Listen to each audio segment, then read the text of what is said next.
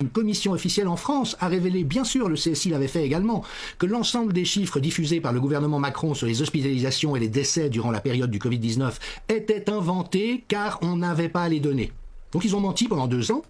Et en Suisse aussi, le président de la Confédération, ministre de la Santé, a menti pendant 2 ans, ouvertement et hontément.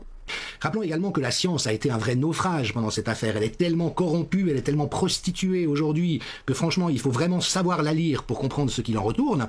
Eh bien, je vous renvoie à cette référence si cela vous intéresse. Effectivement, avec un traducteur en ligne, vous pouvez lire l'entier de l'article. La dernière production de Ioannidis avec quelques collègues, que nous a vraiment appris la Covid-19 sur la science, les données probantes et la société. Et vous verrez que c'est une remise en question totale du discours porté par les autorités et les médias. Il n'y a pas eu d'épidémie de Covid-19 en France, selon les chiffres officiels de Sentinelle. On peut le dire comme ça. Et du coup, il faut se poser la question de ce qu'on a compté. C'est quoi ce Covid? Comment on l'a compté? Et c'est là-dessus où on part dans la deuxième partie du livre, où je montre comment s'installent les mécanismes de comptage du Covid-19 avec la mise en place d'un nouveau code hospitalier. On va enregistrer les malades en tant que Covid-19.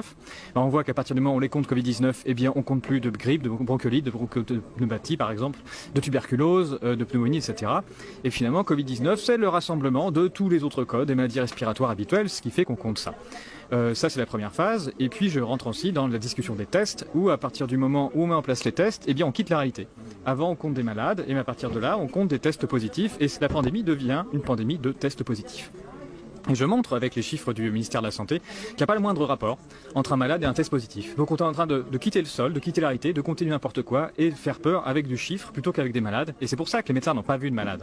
Il n'y a pas eu de pandémie au sens malade. Il y a eu une pandémie de tests positifs, c'est-à-dire qui ne veulent absolument rien dire. Et puis ensuite on arrive à la question des vaccins pour montrer que les fabricants de vaccins n'ont jamais promis que leurs vaccins protégeaient d'une quelconque maladie, c'est-à-dire de symptômes. Leur promesse était de dire nos vaccins protègent de tests positifs. Et vous n'aurez pas de tests positifs grâce à nos vaccins, ce qui est vrai puisque dans tous les pays où ça a été mis en place, la vaccination, on a mis en place un pass sanitaire qui ont fait que les vaccinés n'étaient pas obligés de se tester. Pas de test positif, pas de Covid, le vaccin marche. Et que cette escroquerie, on la trouve dès les études de phase 3 de Pfizer et Moderna, puisqu'ils ne garantissent pas avoir testé les vaccinés et les placebos de la même manière. Donc c'est très facile d'avoir un vaccin qui marche, on ne teste pas les vaccinés. Et bien c'est ce qui s'est passé dans tous les pays modernes ensuite. Grâce au pass sanitaire et vaccinal, on n'a pas testé les vaccinés et donc on a dit partout que le vaccin marchait. Et donc voilà, je démontre ça et je montre même que du coup l'efficacité vaccinale, elle n'a lieu que pendant la période du pass sanitaire. Le jour même où le pass sanitaire s'arrête, la vaccination n'est plus efficace. Pourquoi? Parce qu'on teste les vaccinés plus que les non vaccinés à ce moment-là. Et donc tout s'effondre. Donc la totalité de ce qu'on a vécu, voilà le triptyque, la thèse vaccin passe, ça permet de mettre en place une escroquerie qui aurait marché avec n'importe quoi. Et c'est l'objectif de ce livre, de tout démontrer avec les chiffres officiels, tout à l'appui. Puis bon, je finis et j'ouvre sur le monde de la finance et sur le fric qu'a rapporté la totalité de cette crise aux différents acteurs financiers, mais pas que d'ailleurs pendant toute cette période. Donc c'est ça, la démonstration c'est ça, il faut comprendre la totalité, il faut déjà se séparer de la peur, de façon à comprendre qu'on n'a rien vécu d'exceptionnel, et ensuite comprendre le mécanisme avec le pass et le vaccin pour comprendre comment a eu lieu l'escroquerie. Bien sûr, toutes les personnes informées et éduquées le savent, il n'y a rien eu de particulier, donc toutes ces mesures. Mais le propre du délire, c'est le fait d'être réfractaire au réel. Et voyez, je vais vous donner juste quelques diapositives de la récente intervention de Viviane Coindet, qui fait un travail magnifique de collecte et de traitement des données médicales en Suisse depuis 3 ans. Elle est passée récemment au Conseil scientifique indépendant, et je vous montre juste 3 diapositives. La première, c'est l'augmentation des cas de cancer chez les 15 à 39 ans à partir de 2021. Et que s'est-il passé à partir de 2021? Nous le savons, vous et moi, une certaine expérimentation médicale.